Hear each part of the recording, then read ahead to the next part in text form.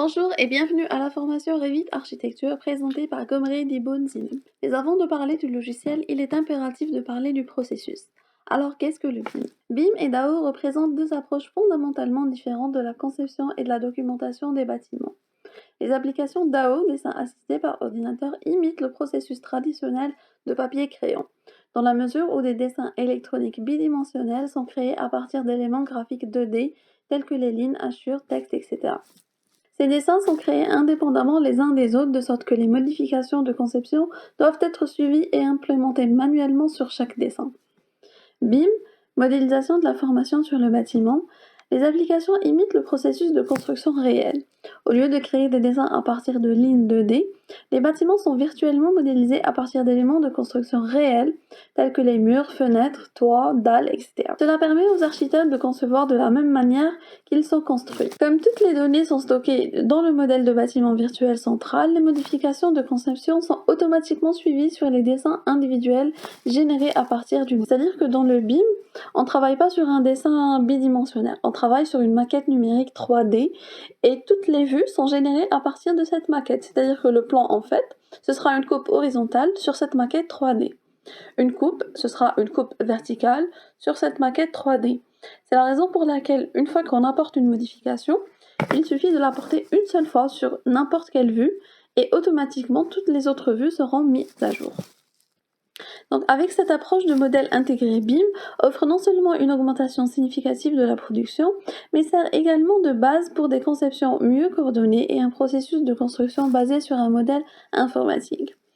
Si le passage de la DAO au BIM est déjà justifié par les avantages obtenus lors de la phase de conception, le BIM offre d'autres avantages lors de la construction et de l'exploitation des bâtiments. Comme nous pouvons le voir à travers ce fichier, chaque élément constituant ce projet est classé en catégories qui représentent elles-mêmes des éléments de construction réels avec leur géométrie, c'est-à-dire leur forme 3D, et leurs caractéristiques telles que la toiture, les sols, les murs, etc. Si on prend par exemple ce mur, on voit qu'il a une géométrie 3D, c'est-à-dire qu'il est représenté dans la zone de dessin. On pourrait avoir accès à ces paramètres, à ces attributs physiques, à travers les paramètres de type, donc structure, modifie, et là nous pouvons avoir accès à toutes les couches qui constituent ce mur. Donc couches avec matériaux, épaisseur, etc.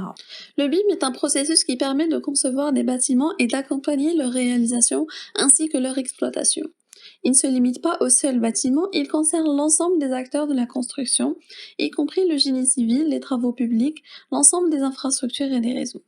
Il ne se limite pas non plus à l'acte de construire, mais concerne l'ensemble du cycle de vie d'un ouvrage. Le M dans BIM représente un modèle Modeling Management. Donc modèle pour un modèle numérique ou base de données, modeling pour processus de structuration des données, management pour la gestion des flux d'informations créés.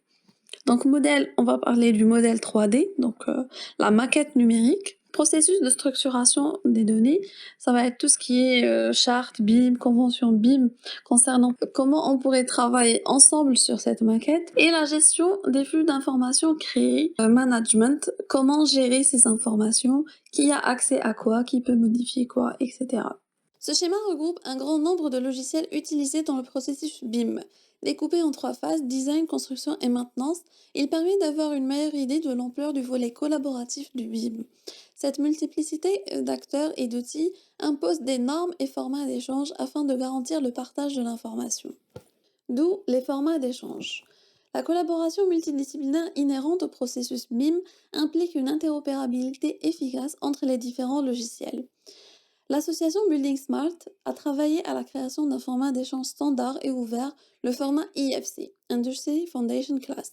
À ce jour, c'est ce format qui a été retenu pour représenter la base de données et ainsi favoriser l'interopérabilité entre les différents logiciels. En ce qui concerne l'export et l'import de ce type de format dans le logiciel Revit, nous vous recommandons d'installer un plugin. Le COBI est le format de données qui a été retenu par les Anglais. Tout comme l'IFC, il est reconnu à travers le monde. Le format GBXML est dédié aux analyses thermiques et énergétiques. Il contient toutes les informations nécessaires pour être exploité par les logiciels de simulation tels que Archivizard, ClimaWin, etc. Avantages des logiciels BIM.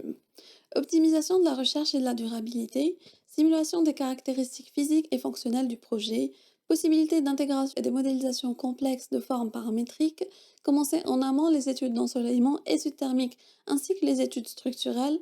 La maquette numérique permet de visualiser virtuellement la superposition des différents corps de métier et ainsi vérifier en amont leur coordination. Inspirée de la construction Lean, démarche appliquée dans l'industrie manufacturière Toyota, ainsi que les chantiers de construction dans le but d'éliminer le gaspillage, d'augmenter la productivité et d'optimiser le bénéfice, consiste à simuler virtuellement la construction d'un projet afin de visualiser tout son processus et éliminer à l'avance les problèmes. Les niveaux de BIM. Cette notion a été introduite par Mark Bow et Mervyn Richards en 2008. Elle vise notamment à mesurer sous la forme d'une échelle allant de 0 à 3 le niveau d'intégration et d'implémentation du BIM. Niveau 1. La maquette numérique isolée. Il s'agit d'une maquette numérique qui n'est pas destinée à un usage collaboratif. Les modèles sont construits pour les besoins propres et internes à chaque entreprise, sans réflexion spécifique sur les échanges de données. Appelé parfois Lonely BIM, ce niveau de BIM est parfois utilisé dans le cadre de projets pilotes pour des sociétés qui passent au BIM. Elles peuvent ainsi commencer à se familiariser avec les outils, la personnalisation des gabarits et bénéficier des valeurs ajoutées de la maquette numérique comme le fait d'automatiser la mise à jour des plans ou bien d'obtenir des métriques. Niveau 2. La maquette numérique collaborative.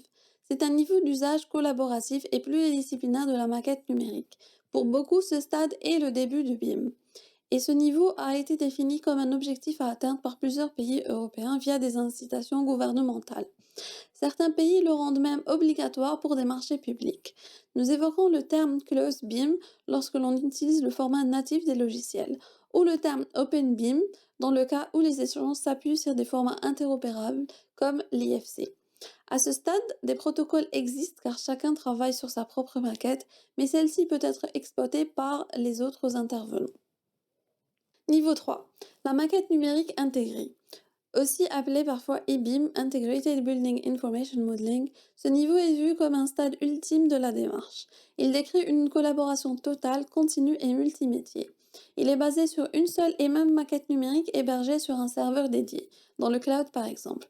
Les intervenants travaillent en temps réel sur une base de données unique. Les prérequis en termes de maturité technique des logiciels, protocoles organisationnels et juridiques de ce mode sont tels qu'il est vu comme un saint graal et que sa mise en place est encore anecdotique dans notre industrie.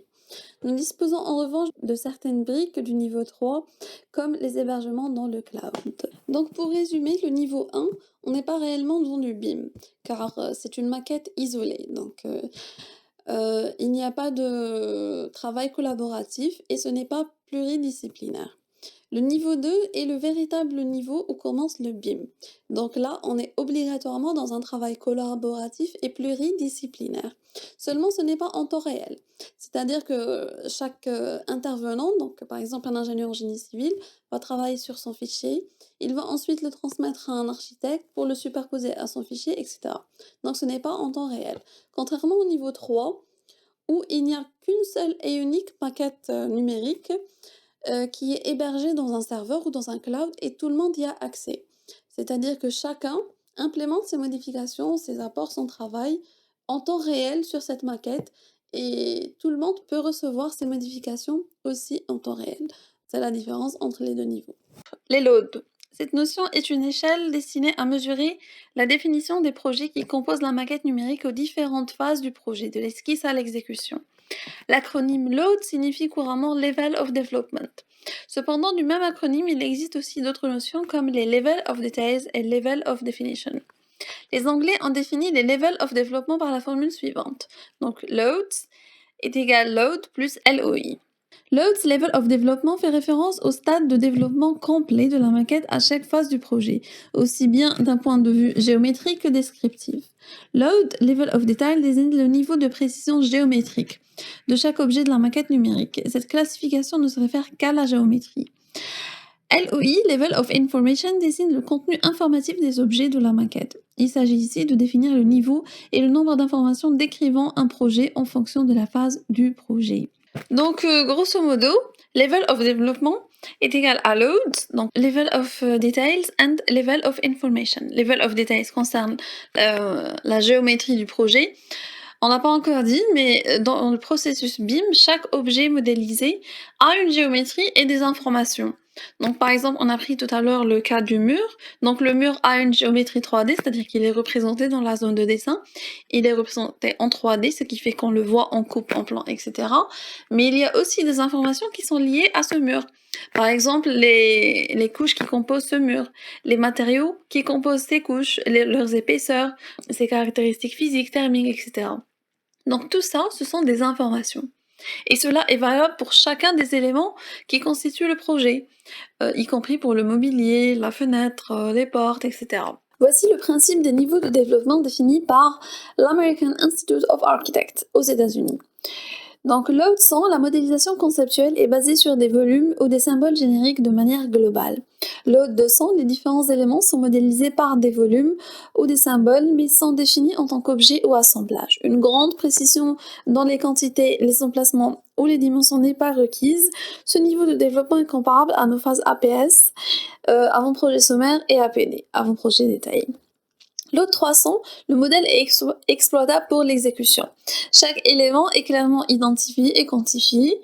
Les notes de calcul et plans de coffrage peuvent être générés. Load 400, c'est le niveau de développement qui correspond à l'élaboration des plans d'atelier, armature, assemblage, fabrication, etc. Load 500, c'est la phase de recollement, donc le modèle correspond à ce qui a été construit.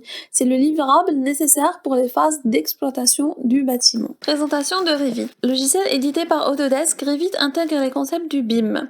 En effet, la modélisation de projet dans Revit n'est pas uniquement géométrique. Chaque élément possède ses caractéristiques et ses informations qui seront utilisées tout au long d'un processus BIM. Revit est un logiciel créé pour les architectes et les professionnels de la construction. Son but est de permettre la conception d'un bâtiment au moyen d'une maquette tridimensionnelle dont chaque élément modélisé intègre des informations graphiques et techniques. Coût, comportement, physique, thermique, etc. Par exemple, si vous modifiez la nature d'un mur, cela aura une incidence directe sur tout le modèle et toutes les vues dans lesquelles le mur apparaît. C'est de cette répercussion instantanée que Revit tire son nom qui est la contraction de Revisit. Dans le modèle Revit, chaque feuille de dessin, vue 2D et 3D, ou nomenclature représente des informations provenant du même modèle de bâtiment virtuel. Lorsque vous travaillez dans le modèle de bâtiment, Revit rassemble des informations sur le projet de construction dont il assure la coordination dans l'ensemble des autres représentations du projet. Le moteur de changement paramétrique de Revit coordonne automatiquement les modifications, quel que soit leur emplacement. Vue de modèle, feuille de dessin, nomenclature, coupe ou plan. Étant donné que Revit permet la conception d'un bâtiment au moyen d'une maquette tridimensionnelle dont chaque élément modélisé intègre des informations graphiques et techniques, il est possible d'extraire de cette maquette différents documents graphiques ainsi que techniques tels que les plans, donc plans d'étage, plans de plafond, plans de structure, plans de masse, détails, schémas de surface, etc. Les coupes sur le bâtiment, coupes de détail, les élévations, les nomenclatures, les feuilles, les vues d'assemblage, les vues 3D, axonométrie, perspective, etc.